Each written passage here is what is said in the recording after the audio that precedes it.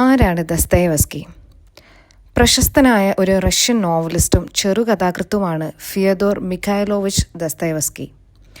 അദ്ദേഹം മോസ്കോയിലെ Mikhail Maria ദമ്പതികളുടെ 7 മക്കളിൽ രണ്ടാമനായാണ് ജനിച്ചത്. ഫിയദോറിനെയും സഹോദരൻ മിഖായേലിനെയും സെന്റ് പീറ്റേഴ്സ്ബർഗിലുള്ള സൈനിക അക്കാദമിയിലേക്ക് പഠനത്തിനയച്ചു. ചെറുപ്പത്തിൽ തന്നെ അദ്ദേഹത്തിന് മാതാപിതാക്കൾ നഷ്ടപ്പെട്ടിരുന്നു. റഷ്യയിലെ ഭരണകൂടത്തിനെതിരെ ഗൂഢാലോചന നടത്തിയെന്ന പേരിൽ അദ്ദേഹത്തിന് വധശിക്ഷയ്ക്ക് വരെ വിധിച്ചിരുന്നു.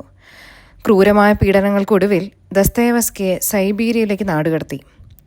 പിന്നീട് സ്വതന്ത്ര ചിന്താധാരകൾ വെടിഞ്ഞ് തികഞ്ഞ കർക്കശക്കാരനും ഈശ്വരവിശ്വാസിയുമായി മാറിയ അദ്ദേഹം ഒരു യുദ്ധ തടവുകാരൻ്റെ വിധവ മരിയയെ ഇതിനിടയിൽ അദ്ദേഹം വിവാഹം ചെയ്തിരുന്നു.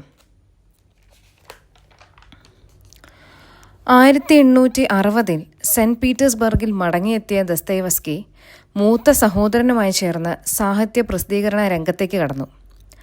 1864 ഭാര്യയും തൊട്ടടുത്ത് തന്നെ സഹോദരനും മരണമടഞ്ഞതോടെ അദ്ദേഹത്തിൻ്റെ ജീവിതം താളം തെറ്റി. അദ്ദേഹം രാപ്പകൽ ചൂതാട്ട കേന്ദ്രങ്ങളിൽ ചിലവഴിച്ചു.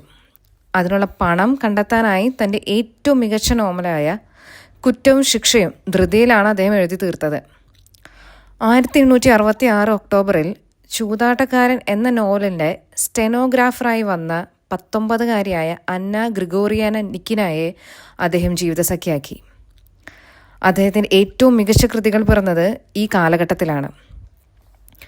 ദസ്തയേവ്സ്കിയുടെ ജീവിതത്തെ ആസ്പദമാക്കി പെരുമ്പടവം ശ്രീധരൻ രചിച്ച നോവലാണ് ഒരു സങ്കീർത്തനം പോലെ.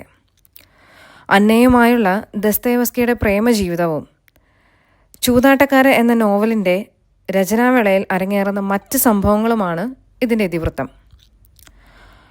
1881 ഫെബ്രുവരി 9 സെന്റ് പീറ്റേഴ്സ്ബർഗിൽ വെച്ച് ദസ്തയേവ്സ്കി അന്തരിച്ചു.